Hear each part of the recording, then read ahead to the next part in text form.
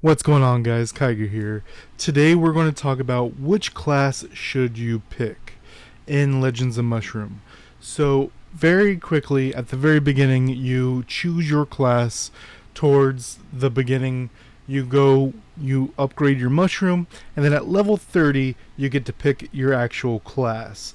So if we go down here, evolution, go all the way back here, you'll see Shroomy, then Adventurer at 15, no actual changes, and then level 30 is going to be your first main change.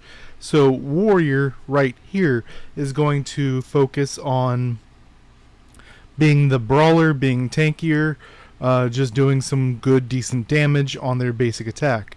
It's going to seem like a weaker version of Archer for a bit of time here.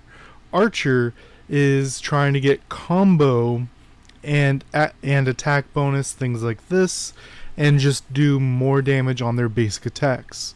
Then we have Mage, which instead of having a different stat than attack or magic, they focus on skill damage versus attack damage.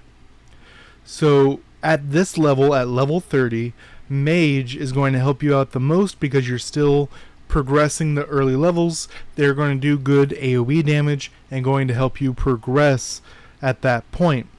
Then at 50 and 70 is when you're going to really notice some differences of classes. So at 50, the sword, it still feels a little weak here. So swordsman, at the right here, you get some damage reduction. Then also the axe warrior, their thing is going to be counter damage. It's actually a pretty big amount of counter damage. So if you're able to get a good amount of counter on your equipment, this can be a very powerful thing at this level. But then as we go down to Shadow Sniper, we will see crit damage bonus 70%. That is actually a massive bonus and is going to work in your favor on the early game on single target bosses, especially these dungeons. Then we look at the wind right here, combo damage. It's actually kind of hard to get the combos, to get stacks of combo until you get to a little bit higher level, so it's going to feel a little bit weak at this stage. Then we look down here at healer. Healer active skill energy regen plus 30%. That means you will be able to get your active skill more often. The meteor blitz right here, more AoE.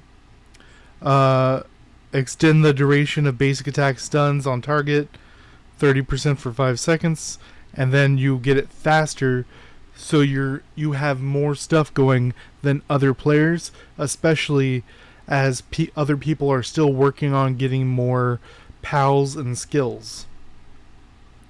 Then we look at Spellcaster. Skill crit damage plus 50%.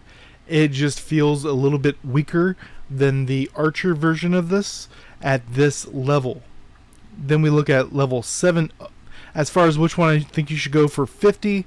For 50, if you have good counter, the axe is good. If you have some crit going, the Shadow Sniper is really good. But if you just want to blitz right through, healer is actually the best in my opinion at the level 50 range across all game modes, PvP and PvE. Then at 70 it starts to get a little complicated. 70 I feel is the real level where they give you what you need for your class. So here at Claymore, we get for every 10 seconds 5% of max HP as a shield. We also have what we had from before, damage resistance. So we're going to want to build defensive stats, defense, HP, and then we're going to whittle them down with our high HP, getting the shield all the time, and then using counterattacks to go ham on them. Now, Berserker is the same thing, but the offensive version of this. Reflect 80% of basic attack damage when hit. So, especially in PvP, this is very, very strong. we already have our counter damage plus 140%, and it just works together with this. If we get our counter high, we get our attack high, and maybe a little attack speed if we can, but we still want to focus on our defensive stats, especially HP. Then we're just going to be wailing on them, and we're going to outpace most damage. Then we look at the sharpshooter, which gets basic attacks at 50% chance to do 1% of current HP. This sounds good, but it's current HP and not max HP. So as you're dealing damage to an opponent, 1% of their current HP is super, super low. So if they have 100 HP and they're at 50 and you trigger this, you're doing half a point of damage. Just to show you how these numbers work out. Then we got the dual crossbows, and this goes hard. This is one of the strongest options at this level bracket. Additional 2 bullets during combo.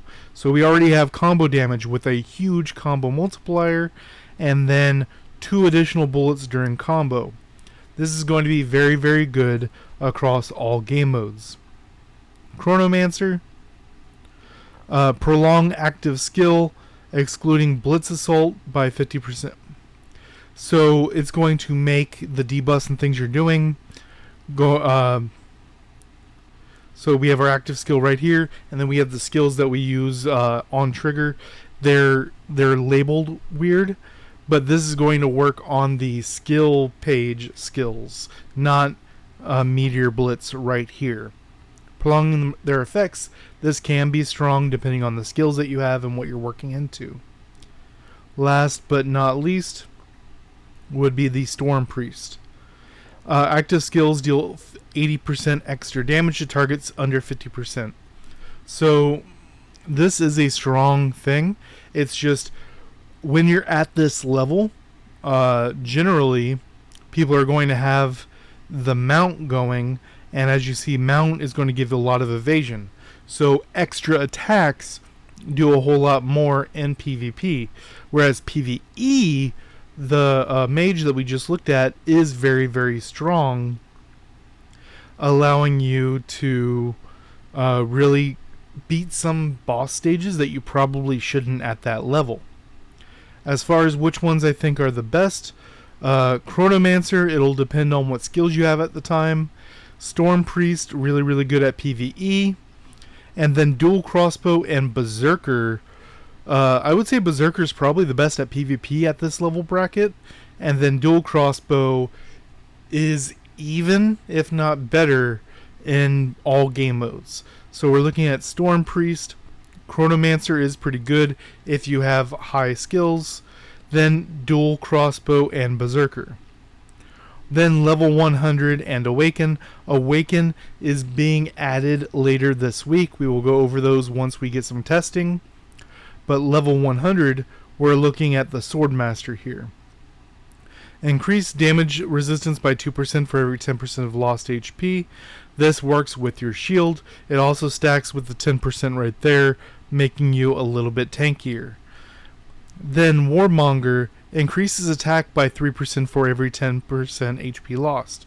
So as we're trading blows in PvP, you're going to take damage back from my 4th skill right here, and counter damage is going to hit you really, really hard with that boosted attack. Still a monster in PvP at this level.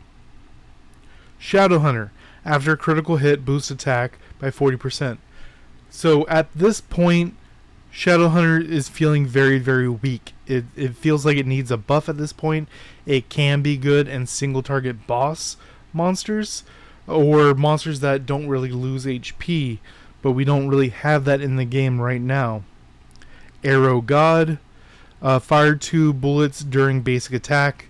That's just damage on damage on damage. This scales with evasion and ignore evasion.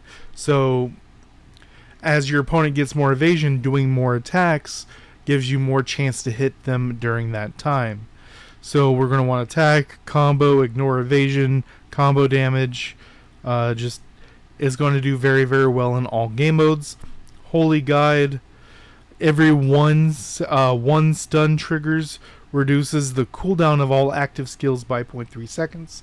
So you want to have more stuns going on your active skills, allowing you to get faster cooldown.